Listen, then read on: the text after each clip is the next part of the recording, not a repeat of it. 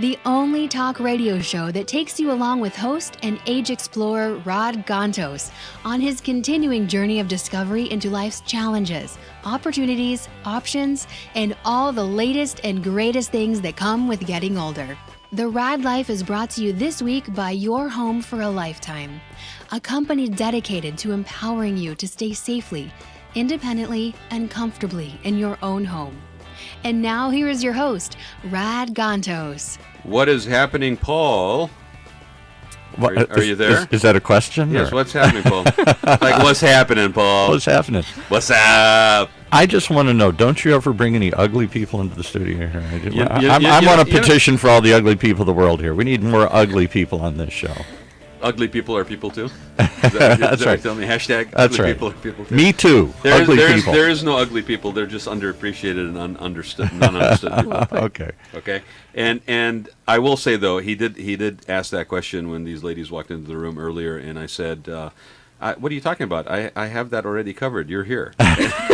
I'm the representative of that underrepresented group. Okay. So depending on the show's content, is either representing that, or he's he's our baby boomer, crotchety old poster people, child baby boomer, or he's doing his Walter Matthau from Grumpy Old Men. That's right. Right. So anyway, with that comedic relief at the beginning of the show, right, as we usually do. That's my role. Welcome everybody to the Raad Life. I'm really kind of excited about this show for a number of reasons, and a lot of people that know me will have heard me say, happy accidents. Things happen kind of like in being open and receptive to happy accidents in your life. What, did you run into these people in your car? Yeah, basically down the street, at Phil's coffee shop. They basically looked bored. I said, hey, listen, I need an hour to Phil. Let's come to talk about this. But no, it started off actually, and I want to give a shout out to my friend and executive director for the Arab American Civic Council, my good buddy Rashad Al-Dabagh, for actually connecting us. It wasn't on my radar screen, to be honest, and he brought it to my attention because this lady sitting in front of me wrote a book called The Adventures of Leila Ahmed in Syria, and I'm like, oh, it's a children's book. No, it's not just a children's book. It's so much more than a children's book. And then I started looking at all the people involved, and who's putting it out. And it's a nonprofit that she also helped found or co-found. I'm not sure if I'm having it right, but by the name of Beauty Beneath the Rubble, which is an amazing name, by the way. My sister said so it has to be true. I already shared it with her, and my sister said it was an amazing name. But it is an amazing name, especially and I'm going to let you basically explain the mission of that organization, and then how it really all ties into what we actually do here almost on a weekly basis. And Paul has said it a number of times, and that is the concept of long-form storytelling. But not just long-form storytelling, because he's Irish, so it's in his blood to basically tell stories that go on too long. And I think that's why they drink, because when the stories go on that long, you need to numb the pain, right? It's like, okay, aren't you done yet? Probably true, though. Right, it's true, right? but there's this thing, and in certain cultures, I think it's still very prevalent. I mean, you look at everything going back as far as the Bible, before the written format, right? The importance of storytelling in the human condition and how it translates everything, sorrows, joys, amplifies through song, whatever. And that all of a sudden when I started looking at this and the people involved, it really excited me, because this is one of those things which is something the story itself and the mission of the organization, if you will, through the storytelling, is something we can all embrace. There's no conflict. It's like, Syria is in conflict, that Middle East is always seeming to be turned turmoil. That this is something we can actually embrace, which is amazing approach to what it is that you're trying to do, which I tried to do through a show that we're trying to launch. We're still playing with it. I might have to talk to you about that later, right? But it's really talking about changing the narrative, or more accurately, probably, is providing an alternative narrative for people to basically look at, to embrace, to connect, because a lot of times the lack of understanding tends to be the underlying basis for xenophobia, discrimination, that I do not understand, I fear, right? And maybe some people that are subject to it more these days than others. It's our job or responsibility to also remind people. So introduce your guests. So I'm going to let my guests introduce themselves. which I don't usually do, but I want you to tell us about the organization, Sure. tell us about the mission organization, and I already warned you, I want the background story. Like you didn't wake up one morning and say, "Oh, this is what I'm going to do." So, from both of you guys, because I really like to hear how people find themselves today doing what they are doing. We didn't just get there. Yes. So, please. Sure. I'm Nushin Alloo. I founded the nonprofit Beauty Beneath the Rubble. And I also wrote the book, The Adventures of Leila Ahmed in Syria. And prior to this, I actually I lived all over the Middle East. I was a diplomat working in the State Department. I did my master's degree in Arabic and then an MBA as well. Which in its own self is a feat. Okay, anybody who was either born or learned that language knows that if you're doing a master's in Arabic, I mean, Yes. That's a story in itself. That's How it. did you pick to do a master's in Arabic, by the way? I think, we had a language requirement when I was at the University of Pennsylvania, and I took a lot of European languages, and I found them quite boring. And so, for my taste, Wow. I needed a challenge. It was not exciting enough. And I The started romantic taking- languages just didn't do it. No for me. romance they in the didn't- romantic exactly, languages. No romance. And then I took an Arabic class and I started learning about Arabic poetry and, yeah. as you said, this long form storytelling, this culture of telling a story every night, where the oral tradition was so important. And the Arabic language has 4 times as many words as the English language. So you can just imagine the Wow, I didn't richness know of, that. the And richness what's of your- the The language. benefits of a what's master's your degree in background? Arabic, ladies and Exactly. gentlemen. Are you? Some fun Do you facts. come from an Arab background? Are you Arabic? No, actually, my family has a South Asian heritage, but they've been in East Africa for the last maybe 100 years. So I consider myself African or multi-ethnic in many Yeah, ways. right. And my mom was a refugee from Uganda, and my dad was actually living under Omani rule in Zanzibar. Yep. And he also experienced revolution and ended up, as many of us do, looking for opportunity in America. That is a story that doesn't get told enough. Yes. Actually, about what happened in Zanzibar. So are you Yes. Indian or Pakistani or? No, I consider myself East African or ethnically ambiguous. Ethnically ambiguous. Ambiguous. I didn't see that on the census. We only have the most interesting people on this show. That's one they should add to the census. Ethnically Ethnically ambiguous. ambiguous. Hey, Rashad, I know you've been trying to get certain categories on the census, so maybe Yeah. ethnically ambiguous I will like be less that. threatening for people. No, I only ask you because I know a lot of South Asians, but particularly Indians, moved to one reason or another came to Africa to Yes. open small shops and businesses and whatnot, and then have had discrimination and persecution and whatnot, and been driven out of different countries. Uganda being one of them, where there was I think they went through a whole kind of effort under Idi Amin and whatnot to get rid of a lot of the South Asian shop owners and whatnot. So, wow, what a travel around the world. Yeah, that's exactly what happened, and not many people know about that. I know this stuff. Yeah, I know. but Paul, Yeah, go Paul, he's sitting over there and wait, hold on, you're not even wearing your cargo pants today. Jeans today. You're actually very on brand, may I say, today. You're wearing your orange sweater and your jeans, the reflection of your generation of everything with jeans, basically. But then the orange sweater for your brand for Orange County Talk Radio. I'm very That's impressed, right. Paul. That's right. Yeah. But no, he's smarter than he looks. Scary little corner person, yeah. But yeah, no, that's another story. Again, speaking of stories that doesn't get told. So again, kudos to you for taking on Arabic as a master's, focus. And then you worked overseas. Yes. Okay, so give us a little background about that. How was it working overseas? And what did you And do in what overseas? capacity, You were right. with the State Because Department. it's related to what we're talking about. So you're working at different Right. embassies on different projects? Yes, or I was something? working in different embassies. I was at the embassy in Lebanon, in Beirut, in Abu Dhabi. I was living in Syria doing my master's and also did Arabic study in Egypt. And in these countries, I also actually worked. So I worked at a female-owned marketing company in Syria. And so I got a flavor both of... There can't be a lot of those in Syria. Yeah. I mean, Well, hold on a second. Come on. There comes your bias again. that's right. I don't see the, women's Would you ladies movement. please correct him on the fact that it's not all second-class citizens and everybody's hidden? For God's sake, Paul. It's not the whole... I just finished saying how worldly you were. That's all I see in the I news. know. Yeah. Well, Mayssa did grow up in Damascus, so she can vouch for that. Yeah. There's no businesses owned by women, right, Mason? Oh, there is. Exactly. Plenty. Yeah, it's a very diverse city, and it's very forward-thinking when it comes to women's rights, especially when it comes to business and I would say political positions as well. So Interesting. Okay. yeah, no. So you just got schooled. Yeah. Okay. All we hear is disaster in Syria. Yeah. No, it's.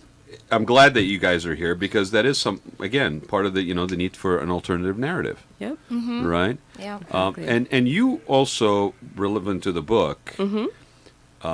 And maybe this was a catalyst for you. I mean, I knew you worked with when the crisis in Syria started to happen. You were involved sort of with some of the people that were being displaced, right?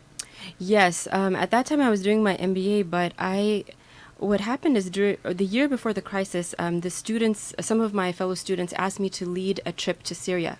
And it was a group maybe of 25 people filled, with people from different religions and different countries. And we had these volunteer type trips. So I put my heart and soul into this trip that I led to Syria because after I'd lived there for 2 years, I pretty much became a tour guide for Syria, essentially, because I had so many visitors. And where were you? Were you in Damascus? I was in Damascus. And what did you do? We didn't clarify what you did for the State Department. At that time I was, at the State Department, I was a Foreign Service officer, so a U.S. diplomat. I was doing that while in Lebanon, and I was on a U.S. actually government scholarship in Syria doing my master's degree. So at that time, the relations between the two countries were good enough that they would pay for people like me to go there and live there and study. And that's not the case today? Not at all, no. Okay. Unfortunately, things have gone sour. Okay. But these students, when I took them there, they were blown away. This was even before the war. They were blown away by the fact that Syria had so much diversity. People think of places like Syria or countries in the Middle East as being very monolithic in a way that it's only Arabs, only Muslims, no women's rights, where in fact, as Mayssa was saying, women's rights are, depending on your perspective, but women are very participating in the society there. Absolutely.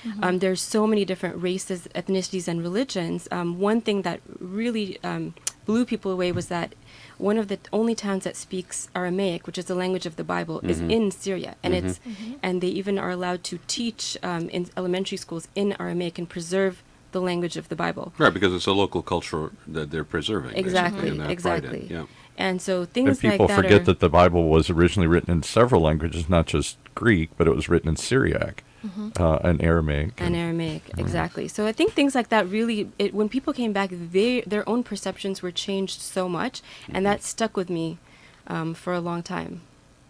Well, Syria is a beautiful country, right? I mean, it's so unfortunate what has taken place. And what's even more unfortunate, it's not an isolated case. I mean, you can go back throughout history, and there's these conflict centers where there's been cultures that's been decimated. There's been archaeological, historically significant things for not just that particular country, but just in terms of civilization as a whole that have been lost, right? So again, and it's, I can't think of a less threatening way to convey that than a story through the eyes of children. Exactly. Right? Yes. Yeah. And so...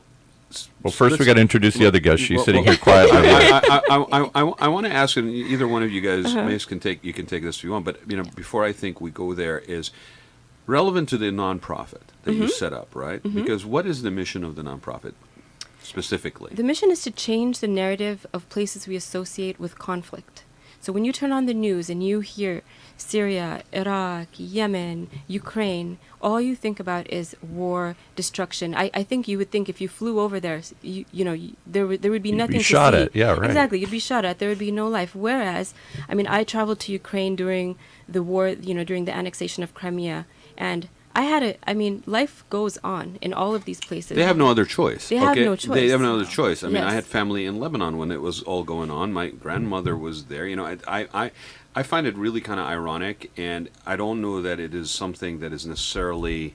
I'm not blaming the isolated attitude in the United States, because I think geographically it's just this massive country that's so far detached from something. You don't have that luxury if you're a country that has a border, 2 borders away from a country that has conflict. Like if you're Turkey or you're Greece or even if you're Italy, okay, you don't have the luxury of saying I don't know.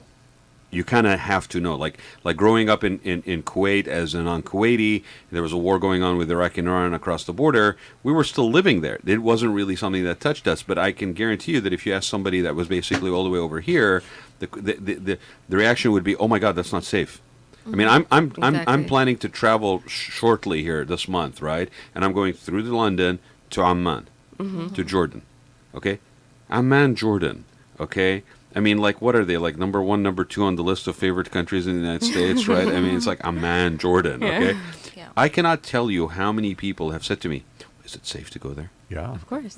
Is it, what is, because isn't that like, don't they have problems there?" I'm like, have you looked at anything beyond like local news Beyond lately, news, right? yeah. Yeah. So again, Definitely. but it's our responsibility, I think, sometimes to basically educate.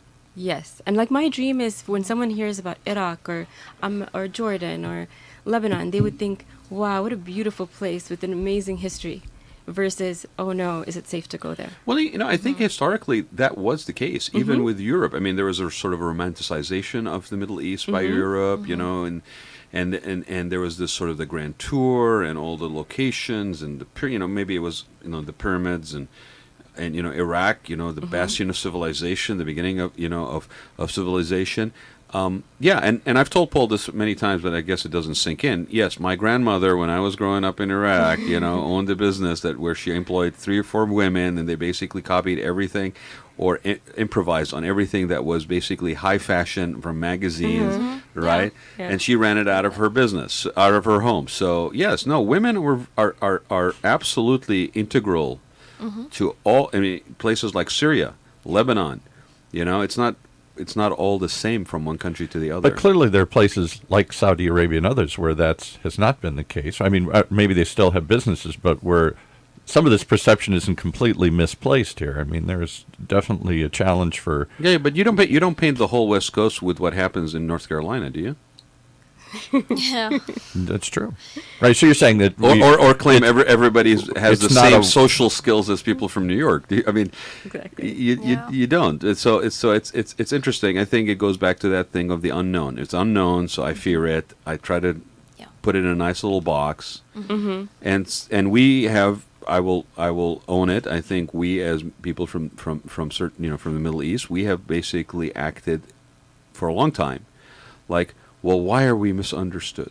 Why are we not basically seen for what it is that we have? And instead of putting energy necessarily in a very strategic and constructive manner towards changing the narrative, we have not. We've counted on people to act fair versus educate them to make it easier for them to basically connect the dots.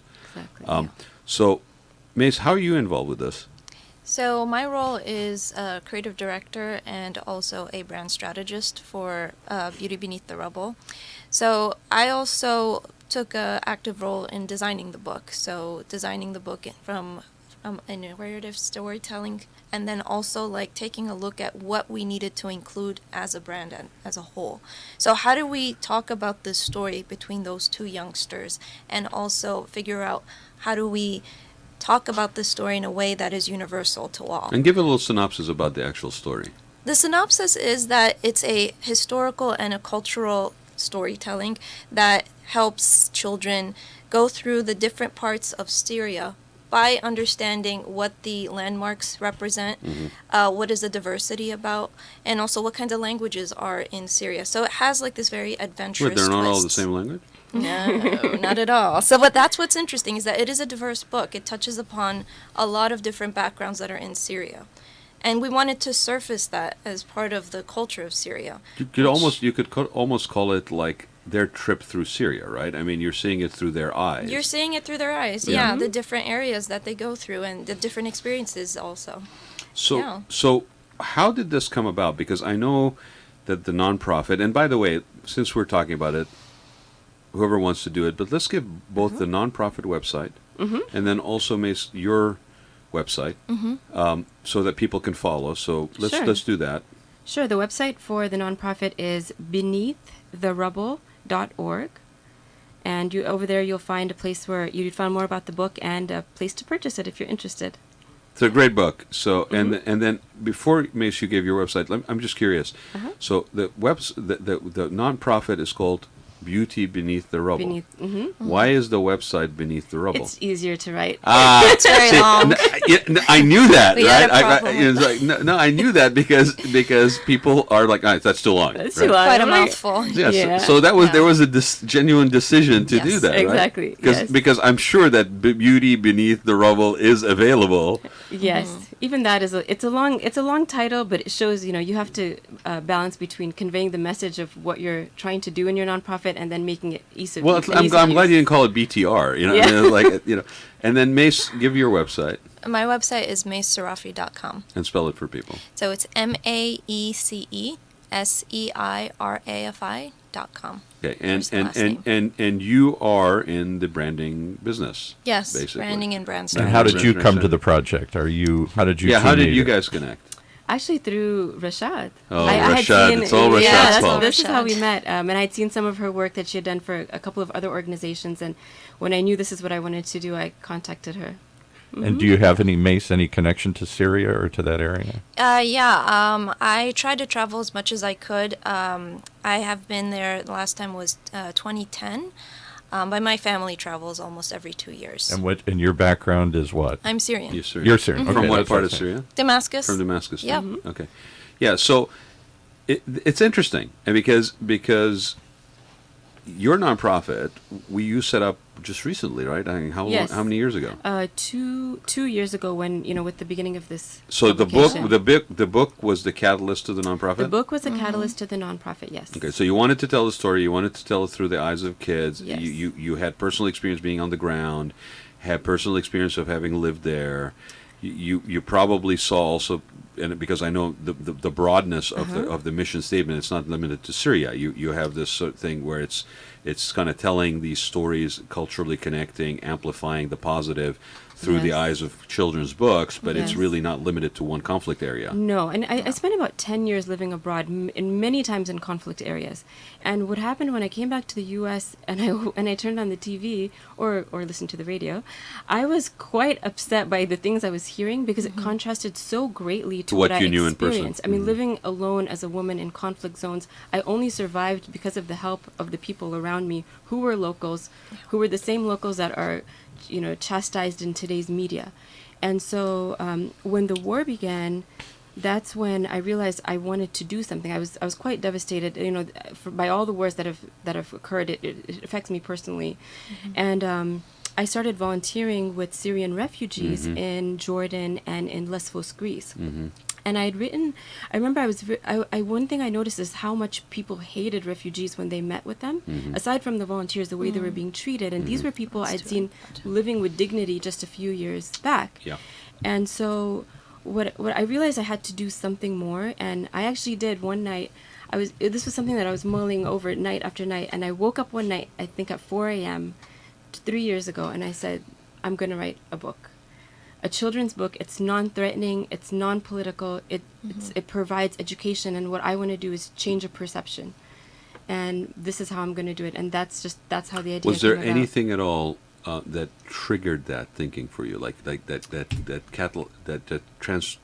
paradigm shift? Did you experience anything like that, or was it just a natural thing where you literally woke up and said, I think I'd had so many political debates, and I was tired of fighting with people. I don't want to say why do you think this, why do you think that? Instead, I thought, how can I take this responsibility upon myself, which is not being upset with you for hating refugees or hating or having negative perceptions of the Middle Right. East, but instead, it's my job to educate you, and then let's see what you do with it. Well, anybody that's been in those conversations, I think at some point in time realizes maybe that there's just so much of their energy has been wasted, so much of their time has been wasted, and nothing has come out of it. And at some point, it's not even enough to basically just express your opinion on the topic. If you genuinely are interested in improvement, then what else can you do? And this is actually a beautiful way for this energy to be rechanneled. So can I ask you to read something from the book? Is there a passage that kind of summarizes? Because I'm trying to picture in my head. I get what you're trying to say, that the country, there's more to the narrative than doom and destruction. Yes. And there is beauty beneath the rubble. I'm trying to picture how you do that, because I got to believe there is a lot of rubble over there. And it's a beautifully illustrated book. It's simple. It's very much a children's book, but there's a lot of content in here. Yes, it's a children's book for adults in a For way. adults. So Oh, there you it's go. I would say ages 5 and over, because it does have a lot of history that we've So I'm just wondering if you have some passages Sure. or examples or something there that kind of illustrates the story you're telling or how you Well, tell and I think it. it's multi-generational, right? It's multi. It is, yeah. yeah. Exactly, and that's why we chose a children's book, because it allows you to appreciate art. While you're looking for that, I'll give you an interesting idea. This Sure. multi-generational. I now have a grandson, my one and only. He's just turned 5, and one of the things that my wife loves to do with him every night, which is a struggle sometimes because you'd rather be on the tablet or on the smartphone playing a video game or watching YouTube, but she gets him to sit down and reads a book. And what I find amazing is it slows him down. It gets him to sit for more than a second. It stops this kind of ADD behavior that all kids have, immediately click and hit something and jump in action, whatever. And the interplay between two different generations, my wife and him, it's beautiful to watch. The two of them just sit and tell whatever the silly story is.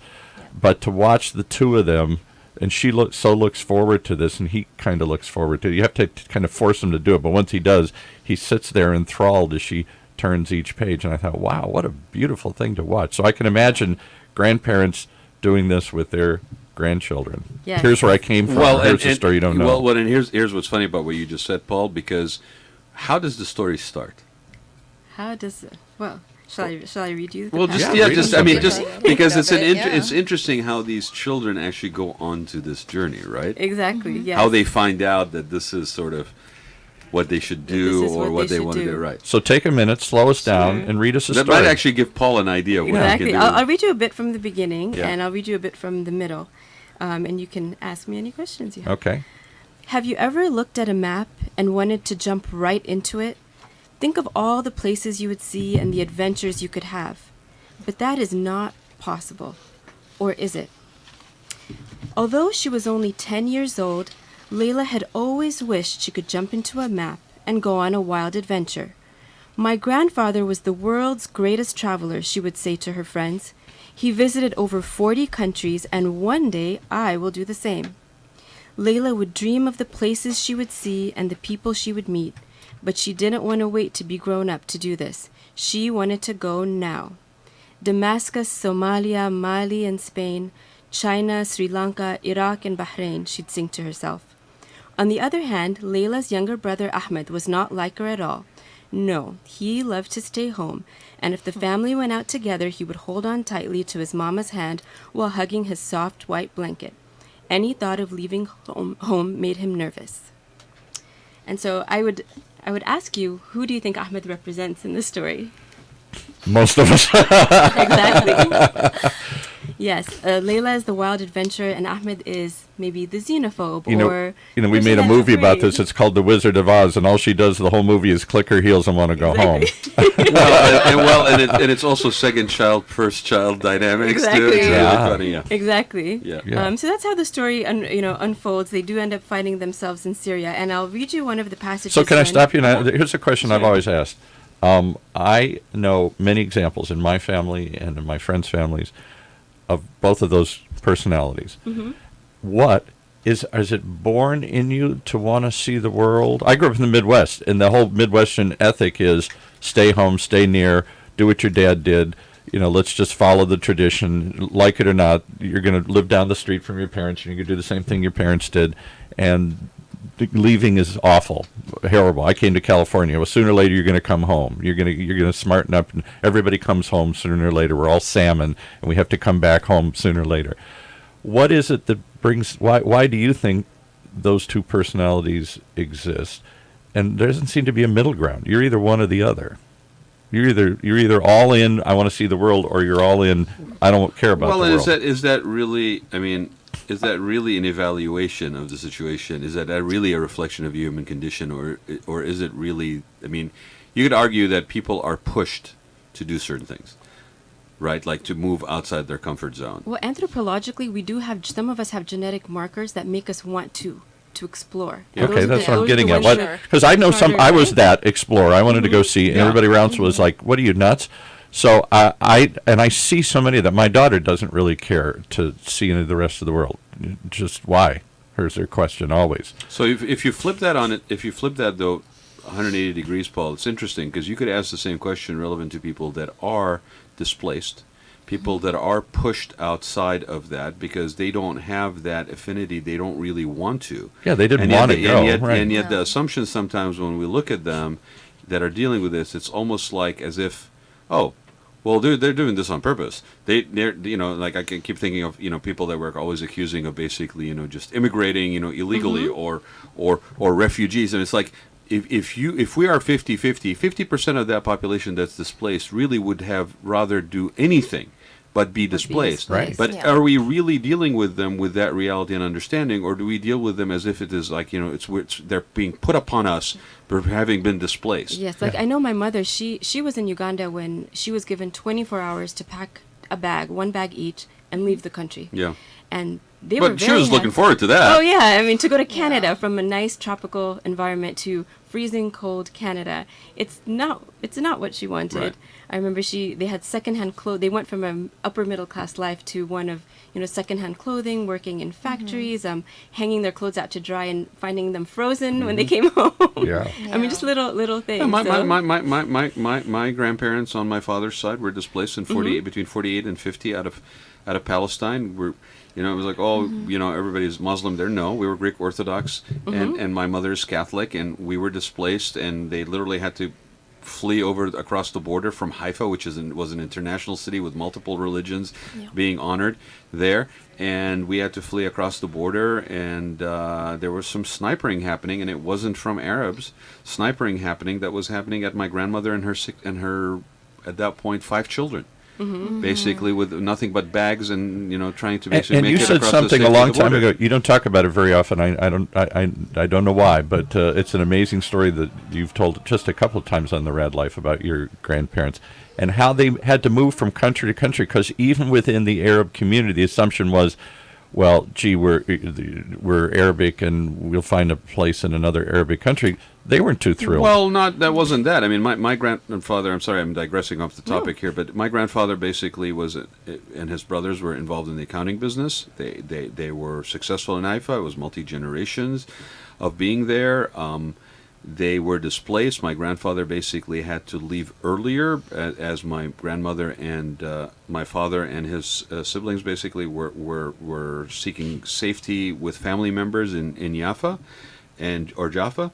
And basically, my grandfather went and tried to find work, and he and his brother ended up in Kuwait, and this was in 1950, let's say 1949, and there was not the infrastructure for school systems for families to have children basically be able to go to school in Kuwait at the time, so they ended up in Baghdad, not because the job opportunity wasn't, but he had a better job opportunity in Kuwait. And they ended up in Baghdad because then the kids could actually follow, and they had a system of schooling that could actually be where they could attend. And my father and his brothers and my uncles on my mother's side basically went to a Jesuit high school in Iraq. Yeah. So again, all of these things that I just shared are in complete conflict and contrast with what story gets told from a position of laziness in my book. But when you had your one friend from the college come in here, one of your childhood friends came in here the one time on a show, and his family was displaced too from Palestine. Yep. And he said something like, maybe correct me if I'm wrong, but he said something like, once you're displaced, you always kind of feel displaced. Well, and I think that's something that people don't understand. Like, I was not displaced. My father was displaced, and his immediate family was displaced. But that is part of your legacy and heritage that you carry with you. We have not been able to have a right of return, not even to basically feel like we belong somewhere or came from something, because all of the political aspects of it, vested interest, conflicting interests, all this stuff. But at the crux of it, there's human beings and families and people's lives on a daily basis that are affected. And sometimes we blush over that very easily. Exactly. I mean, you worked in your role, even, being overseas, there's the policy. Yes. And there's the actual story on the ground. I helped process the Iraqi refugees during during the war there, and the stories I heard were unbelievable. And you just can't, you don't forget what you hear, and those people, they want to live in Iraq, just a stable Iraq. So it's the That's same all thing. that's all they're looking for. Yeah. They're not looking for twisted this or twisted that. They just want, like everybody else here, Mission Viejo, Irvine, Costa Mesa, Anaheim. They want the better for their families. They want safety and a sense of shelter, food on the table, a sense of economic sustainability. I mean, there's the basic ingredients of a basic. human existence. Yes. But what I find surprising is, after a generation goes by, I understand the people didn't want to leave. Now they're forced to live somewhere else. Canada, Germany, Turkey, Iraq, wherever it is, they're pushed out of someplace, and now they're someplace they didn't choose to be, but they have to be. And yet a generation or two goes by, and there's still that feeling of, we've lived here for a while, wherever it is, but we still don't belong. Well, let me ask you this, Paul, because I could reference this, maybe not necessarily to you, but I can reference it to a whole bunch of Irish Americans. Yeah. Why is it that all of a sudden, a few years ago, there was an influx of Irish Americans going to Ireland to get their Irish citizenship in addition to their American citizenship? What was it about the affinity to need to connect? Even though this is not just 1 or 2 generations away, this is multiple generations away. I feel a connection to Ireland and an interest to know, even though my great-grandfather came over in 1840 in the Great Famine. That was the defining moment in Irish history when the whole society collapsed. They lived on one crop, potatoes, and the whole thing collapsed for a couple of years. Economic depression And basically caused you to get on a boat and come over. A third of the population died. A third of the population was malnourished. A third of them emigrated. Was that called a caravan at the time? Yeah, it was. Well, you go back and look up Irish anti-immigration in Wikipedia. There's a whole page. No, it was the first. absolutely. It was the first wave of anti-immigrant wave. Yes. Well, the yeah. Ku Klux Klan was equally aghast at these papists, these Catholics that were coming over from a strange religion who followed a foreign faith. They were seen by the English as dogs and drunkards. We and had everything. We had the same thing happen with Italians. We had the same thing Exactly. happens with the The Irish were the boat first to lift from feel that, Vietnam, and- yeah, Cambodia, right. Yeah. etc. Japanese, Japanese, right. We forget about the Japanese. In, This is a Yeah. recurring ugly theme in American history, this nativism that pops up, and get rid of them. We don't want those people in here. So let me ask you this, because Paul made an assumption that it is an ugliness in American. Okay, I think it's an ugliness that is not necessarily limited to one place or the other. Do you agree or not? Yeah, no. I mean, people are afraid of something that's not familiar to them. So the good thing about look at it. Despite all of our stories here, we're all sitting here in this room today and living fairly happy lives. And Yeah. so the beauty that's beyond that is that eventually, when we do tell people who we are, they do accept us eventually. That's the Yeah. beauty of America, and I hope that continues to be the beauty of America, and of all these other countries we live in that around the world that have diverse populations. It's true for all of them, but there is always hope. I remember spending 3 months on the island of Mauritius. Okay, and I tell people Mauritius is an interesting microcosm because they conduct their business in English. They read their news in French. You walk down the street and there's a Sikh temple next to a mosque, next to a church, next to a shrine, and it's all cohesive. They were under occupation by the French. They were under occupation by the British. They have a strong sense of hospitality, tourism. They're very friendly that way, and yet there's this coexistence that happens, and this is on an island. Yeah. Island is the best. Island life is the best. Island is the best life, Yes, right? that's where my dad grew up in a very similar fashion in Zanzibar. And I would argue to my friends who are so pro-Trumps out there, all of my friends and relatives from the I thought you were Midwest, going to keep your politics who've out of it. forgotten where they came from, and that we were the first wave of refugees that came over in the late 1800s from Ireland and then Eastern Europe and whatnot, that were in Southern Europe, that were hated and unwanted, and all the things being said today about immigrants were said about us back then. That what, in my opinion, has made America great is its willingness and ability to bring that diversity together, and to, the Statue of Liberty doesn't say give me your best and your brightest. It says give me your tired masses yearning to be free. Give me the bottom of the barrel, the ones nobody wants. we'll sprinkle a little freedom, a little opportunity, and watch what grows. Well, the ideal behind that is definitely there, and like you said, hopefully will continue to be there.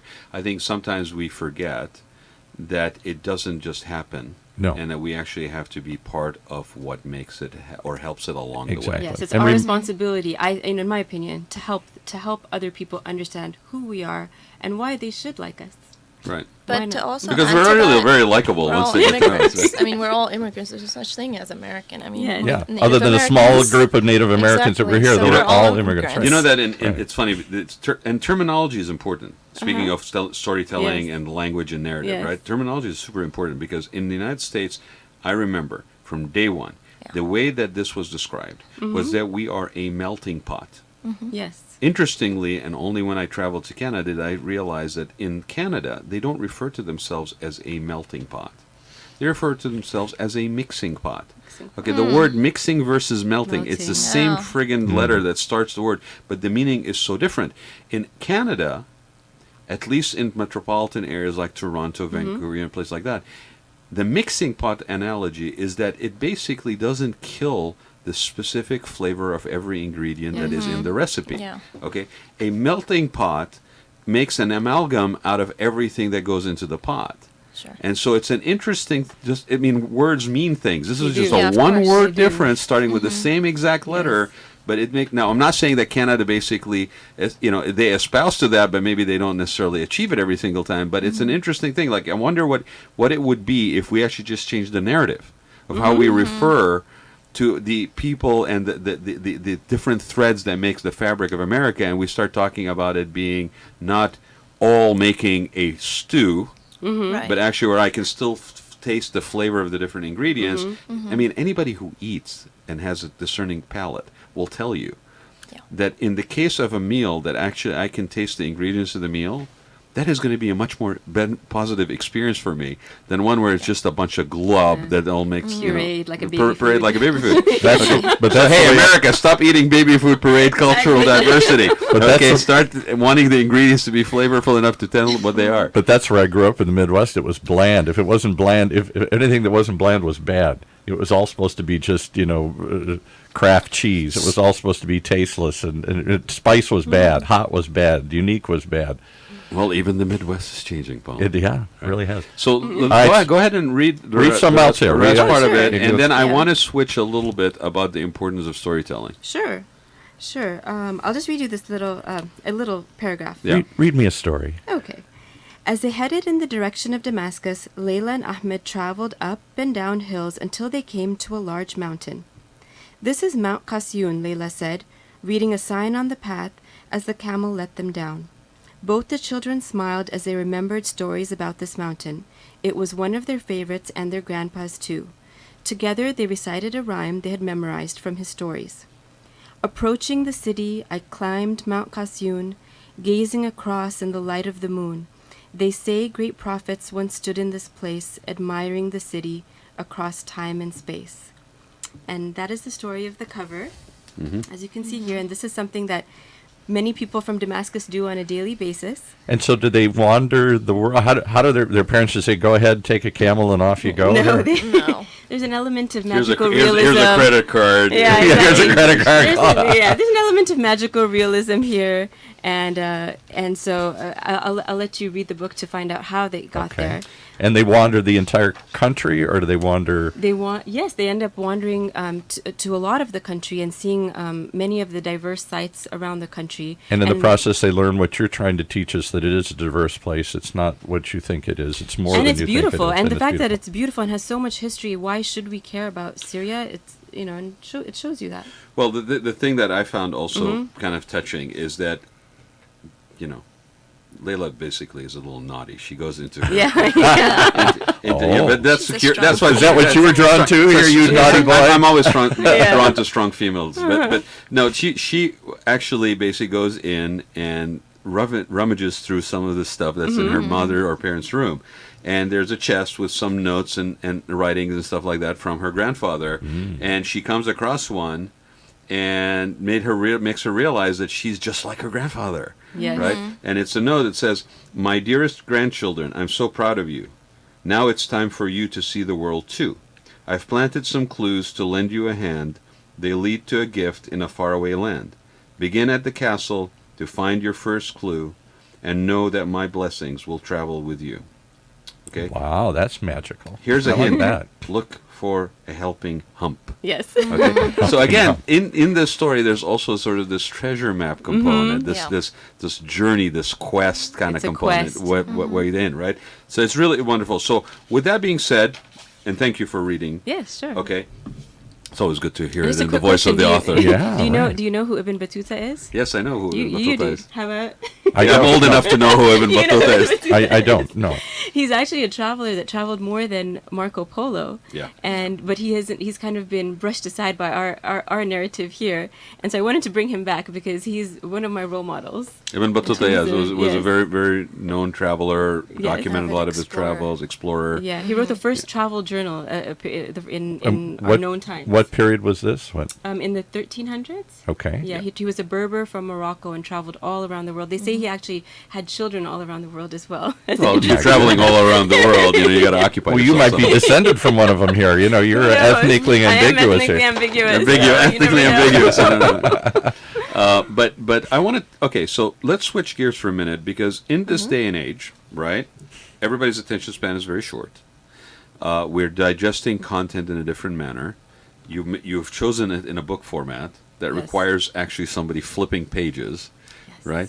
I don't know. I don't have time to flip pages. So I'm on a side note. I'm expecting a narrated version of this on audio Or a on video game. audiobooks. I thought it'd be a very video game. Yeah, those He's are off. actually in the works, so yes. Right. But with that being said, and Mayssa, this is maybe more to you as well, is because I know that in your approach to what you do for your business is storytelling is a big deal, Oh yeah, right? that's the core. So let's talk about that because I agree with you. I think it's super important regardless. I mean, this is a book with children, but you can apply it to business. You can apply it to just messaging in general, right? Right. And it has changed. It has changed dramatically. I mean, we're sitting here in the studio basically putting this out on Facebook and YouTube, right, live.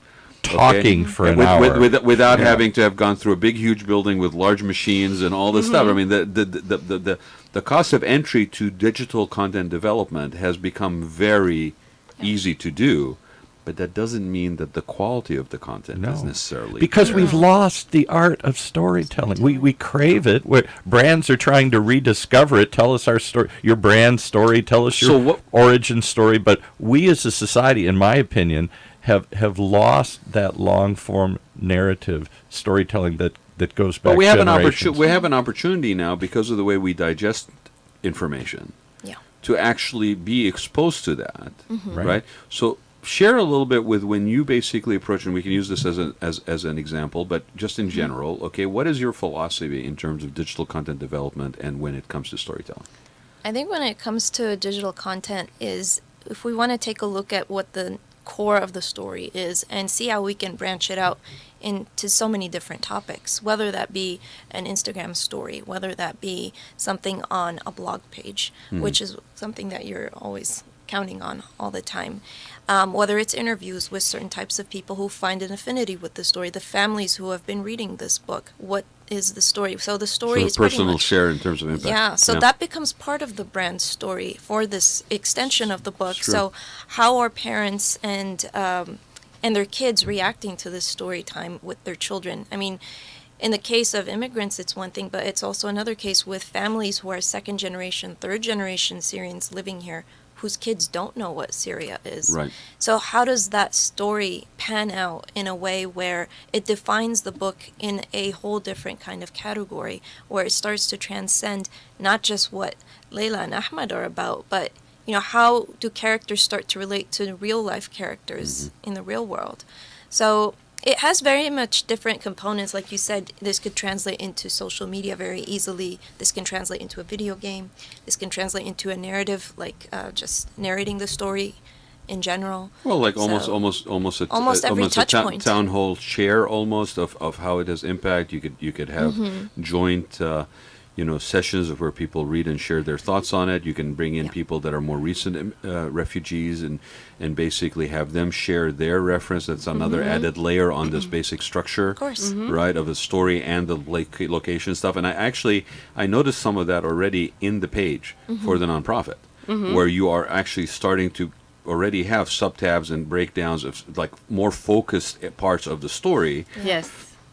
And so I see that. And so do you think that that basically applies to pretty much anything? I mean, it's obviously in its own custom tailored approach, but do you think that that applies to pretty much anything that we should be putting out there as far as digital content or storytelling? Yeah, I think just in general, when you focus on the story of the brand, which is where the core of it lies. Where it came from. Where it came Why from. Where did they do it? The origin Yeah. story, which The origin you use the story. origin story, that's a Yeah. very strong way to describe it. And then, because if we don't have that, what do we have? Whether it's a business, whether it's a persona that's trying to perceive their own brand, or whether it's a product-based business or service-based business. I mean, if we don't have that story, what do we have? Well, existing or new, because that's the Yeah. other thing too. Is I see a lot of times where mistakes are done in all fields, basically, interiors being one of them, graphics, branding. I mean, all of it, where people basically don't understand the need to actually really genuinely establish that, and with an authentic voice, Sure.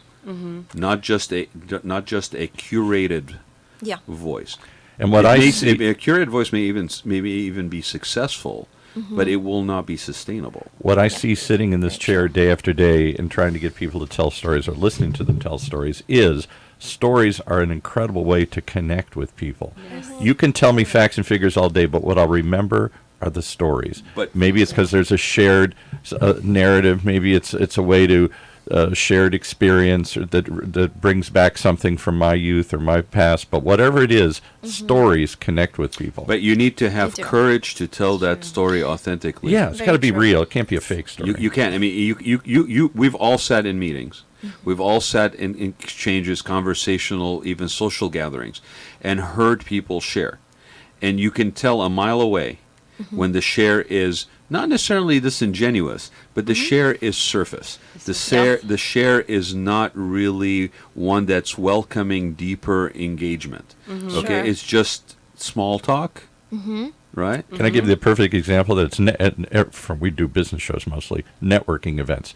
Hey, how's your business? It's great. How's your business? Everybody's great. And it's like, am I the only one suffering? Am I the only one struggling? Am I the only one with questions? When you get somebody who really opens up and is vulnerable and say, I'm not sure, we're uncertain about this, we've had a problem, that's when people get real. And everybody's afraid to do that when they come in here or any of these places. I don't want to look weak. There I don't was- want to. But when you do Yeah. that, people respond so There was an incredibly. article, and I have Very to true. find it. I came across it this week, and I glanced and I put it aside because, again, we don't have time. We have to digest things in a different manner. Yeah. Right? But, I mean, I have to read. It's online. It's easily accessible, but I couldn't read it because I didn't have like 5 minutes to read it, right? I had 5 minutes to read it. I should have read it, right? But now I'm feeling like a fool because I can't tell you more than one thing that resonated with me, but at least I did take one thing out of it. And that is, it was discussion about what people like successful. I hate the word successful because it's always measured in terms of maybe profit or whatever. But let's just say it in general: that people that are achieving people, when they approach small talk. This article is basically saying, it was from I can't remember if it was Harvard or something. But it was an interesting study. They found out that, to Paul's point, when you are in a situation, a social gathering or a networking opportunity, and you go, hey, what do you do, or whatever.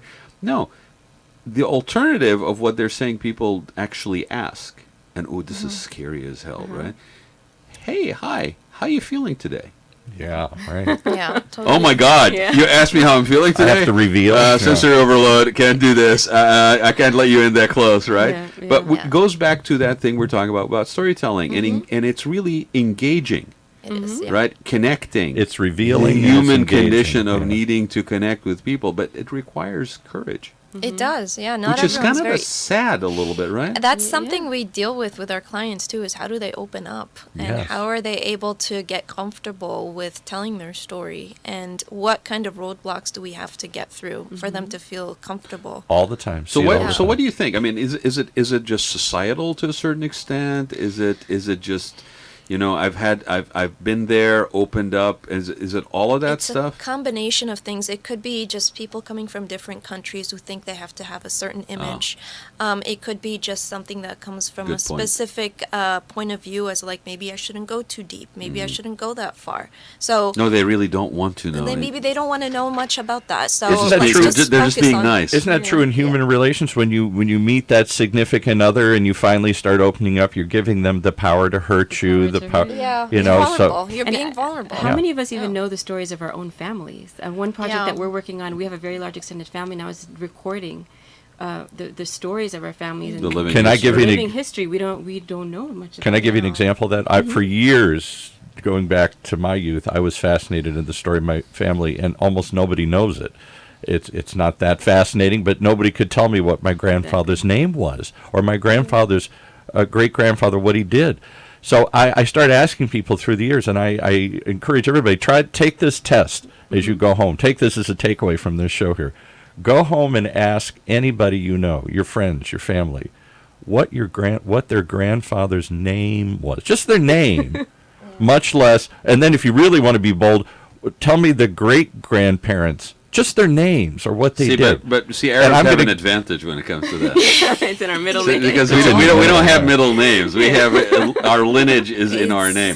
But I'm going to tell you that most people don't know anything about It's their a little grandparents. sexist, though. It's all on the male side of it, but that's still, halfway. We're halfway there. Unless you're part of the Ashanti Empire in Ghana, where it's a female lineage. Oh, I didn't know. Reverse Reversing. But try that. I mean, most Americans can't Thank you. tell you, and I suspect most people around the world, maybe in other cultures it's different. But here in America, because we all came from somewhere else, and when the immigrants come, most of them, that's the end of the story. I don't want to talk about what happened before.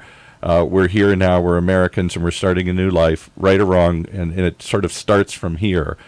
And I don't see most Americans know anything about 2 or 3 generations ago. In the same way that when I've gone to Europe, it's that building's from the 1400s. This was here from the 1300s. So it's all around you, that history. Here we don't have such an ancient history, and most people came here escaping something. And my friend's grandfather was a perfect example. He's from Holland, and he struggled to speak English all the years he lived here.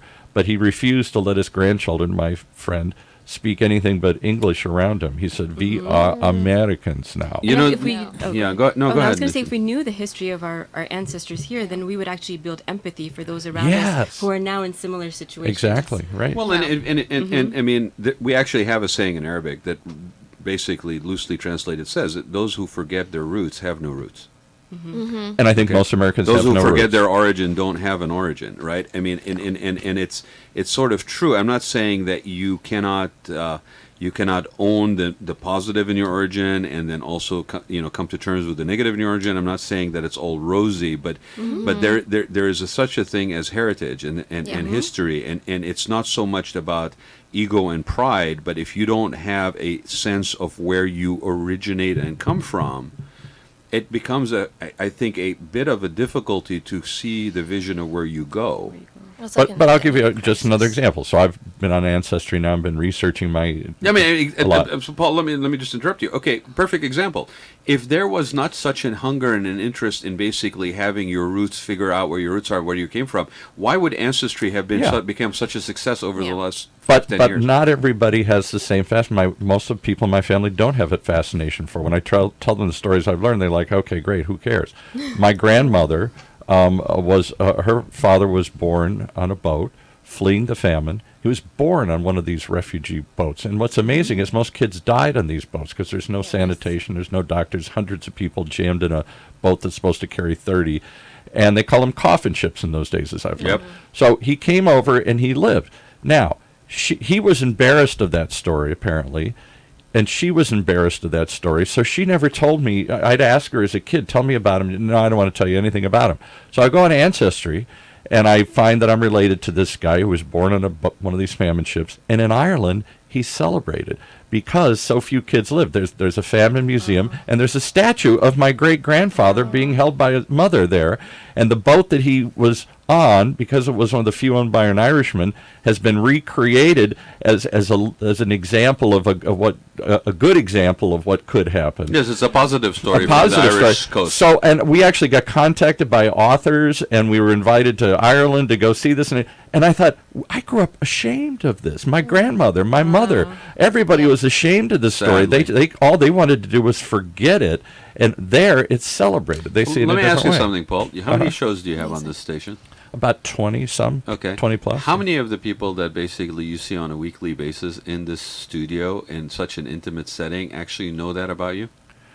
Oh, almost none, probably. Okay. So once again, you've just Tell proven your to us story. the Yeah. interesting need tell your story. about storytelling. Yeah. It is amazing to me. So I think part of it is... Is that funny what happens when you actually have a non-structured, open, vulnerable, courageous conversation? I didn't know that you were Palestinian until about a year into this show. Yeah. Wow. Well, because I don't. That's not the only thing badge that I put on my chest. I am who I am, but that who I am is a combination of where I came from, of the struggles and successes of the people who came from before me. One of my very, very favorite sayings in the world, and it's not something from Arabic, it's something I picked up when I was here, is that we stand on the shoulders of giants. Yeah. But I knew that you That had is lived... why we stand high, because we stand on the shoulders of giants. But I'll challenge you a little bit here. I knew you'd lived in Kuwait. I knew that very early on. I knew you had lived in Baghdad. And I was trying to figure out, well, who is this guy? Is he Iraqi? Is he Kuwaiti? Well, is he I'm culturally Ethnically ambiguous ambiguous. on purpose. somehow Ethnically that, ambiguous. Give me a 5. somehow that Palestinian connection was difficult for you to share, or it wasn't the first part of it. It wasn't difficult for me to share. It's one, unfortunately, I will say this. It's one that basically is misunderstood and maligned. It is one that basically causes confusion, because when I start sharing that, people will be. I'm not proud of it. I am proud of it, but to tell somebody you're from the Middle East, you're Palestinian, you're Greek Orthodox on one side and Catholic on the other, to the point where you're making a joke about partying with the Greek Orthodox one night and then feeling guilty about it with the Catholics in the morning, right? Right. And then also the fact that you were born in Iraq. Oh, we just had a war there. I mean, it's like everybody's there is just either displaced refugees or basically couldn't wait to get out of there because they were under oppression. No, that wasn't the case in my existence. Okay, grew up in Kuwait, lived in Abu Dhabi for 2 years when there was nothing but sand. Okay, went to school in Switzerland on the side of a mountain. Yes, I know, elitist name dropping. Blah blah blah. Summered in the UK and basically came here for a master's degree in marketing at the Drucker Center. Ended up doing interior design, which is in complete conflict with a lot of basic, All seems clear to me. A creative outlet. Okay, what happens to most people with that is sensory overload. Okay, because it defies and flies in the face of stereotypical packaging that they have been fed and are not picking on them, but out of laziness or complacency, okay, did not dare to challenge or care to challenge. We want you to be And yet, one all thing. the information, and yet, all the information that you need to formulate your own opinion about every single thing that I talked about and all the nuances and complexities of that mixing pot versus melting pot exists in every college library in this country, and it requires just the curiosity and desire to explore. Yeah. To open a book like the one Yes, we're to talking Open a about book. today. And luckily, you don't have to go to a college library. No, you can go to Where do we get the book? to the Oh, you can get it on Amazon. You can go get it on the website Beneath the Rubble. But I think one thing about a children's book, they're not threatening. So you don't. So Yes. what in this age of digital media, you need something that's shorter, not so doesn't require you to be in a library always to kind of tell a story. No, I'm just using Right? that as a reference. I remember when I came over here in Yeah. '85 and was going to Claremont.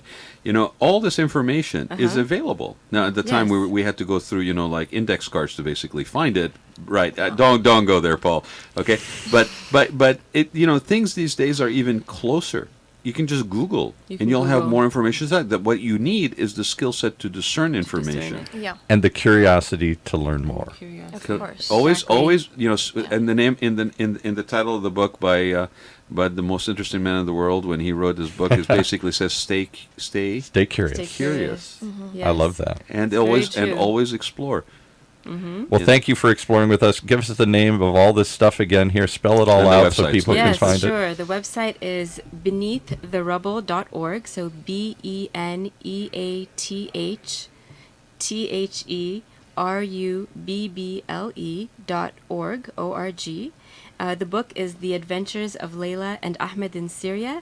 And this book has been quite a success so far. So Leila and Ahmed will be traveling soon to Iraq by popular vote and other countries that are facing conflict. And if you're interested in basically travels covering continue. some of the travel costs for Leila and Ahmed, basically I'm sure you can donate on that website. And a few years And later, if you can't spell it correctly, Beyond the Rubble, Google has spell check on it. It'll correct it for you. and a few years later, after they've done the Middle East, I want them to come over to Ireland, and another beautiful country that people don't know enough about. Exactly. Fun. See, they can go everywhere. Multicultural. The options are endless. Yeah. They're multicultural explorers. Exactly. Yes. Yeah, Thank you so for much. coming. And Mace, give people your website too, please. So it's Mayssa Rafi, and it's spelled MAECESEIRAFI.com. And I thank you both for being here. It's a very interesting conversation. Yes. Very you interesting. And having thanks for us. sharing your stories. Yes. Likewise. And adding it to the fabric of the Rad Life. Now, it's funny. It's funny. I will just end with this. When we first started the show, I had no clue what I was doing. I had no idea what this format was going to be like. Yeah, I know. I'm still here for 4 years later. So I must be doing something okay. But the interesting thing about it is early on, because we were talking about baby boomers, we were talking about things that were difficult to talk about. We did not shy away from that. We actually engaged it. And the interesting juxtaposition for me, sitting on this side of the table, is when people would come in, we'd talk about stuff, sometimes stuff that you wouldn't talk about in your own families. It's just tough. Like, I don't want to go there. It's too uncomfortable. They would leave empowered. Everybody that left out of this thing because of the exchange was And feeling empowered. up. Yeah. Feeling up Yeah. and empowered. And Yeah. we just talked about Dying 101. We just talked about hospice, but we're feeling like we have come together and we are walking away from this conversation with something. You, at the very least, feeling better at having had the conversation, right? Yes. I firmly believe that we are Yes. better off when we have conversations. And then Paul, at one point, basically, being a flippant Irishman that he is, basically dubs me Drunk most of the time, yeah, says, right. he says, the age explorer. Yes. Okay, so while we were talking about this, and we were talking about travel, we were talking about curiosity and stuff like that, I just want to say thanks, Paul, because I mean, I never really thought myself in my own head clearly as that, but that is how I have probably lived my life. I can look back at decisions I have made, and there's definitely this curiosity and exploration, sometimes more courageous than others, right? But I think embrace that. Everybody, I think, has that gene. Just to varying degrees, right? Embrace that. Have the courage to actually explore. Have the curiosity to basically look at things through different filters. Don't be so closed up to things. And what's the point of living if you can't continue to grow and learn and basically experience different things? And different ages of your life, different ages and stages, open you to different possibilities. When you get older, you suddenly can go back and look at your roots. When you're young, you should be asking everybody around where you came from. Maybe there are times in your life you're less interested or more interested. When you have children, suddenly it becomes important. Where do I come from? Because they start asking you those kinds of questions. And I will share one, and I think it's something that I came up with, but maybe not. But I will share with this We'll because credit you. Well, because I always refer to this, and maybe it is, and you can quote me if you want, but I always tell people, be careful to not rob yourself from the uniqueness of your own story. And with Great to that, end. ladies, thank you. Thank you. Thank And you. thanks everybody for joining us on the Rad Life this week. We will not be back next week or the week after because I will be traveling and exploring. That's right. Okay, Living it. And we'll be back in April. But we will, you can follow me on Facebook and on Instagram. I'll probably be sharing some of my explorations. If I am so inclined, I might even do a little interviewing while on the air, or not on the air, on the ground, wherever I'm landing. So you can follow me at the Rad Life. You drop us a note. Let us know what you think about this. And you know what? I'm going to open it up. Why don't you reach out to us on social media, and especially on Facebook, and share your story. There we go. Maybe it will mean that we ask you to be in the studio to share it on the air with everybody. But share your stories. Let's start talking. Thanks, everybody. That's great. You have been listening to the Raad Life Radio Show with your host and age explorer, Rod Gantos, brought to you on the one and only octalkradio.net. Join us again next week as we continue our journey of discovery into life's challenges, opportunities, options, and all the latest and greatest things that come with getting older.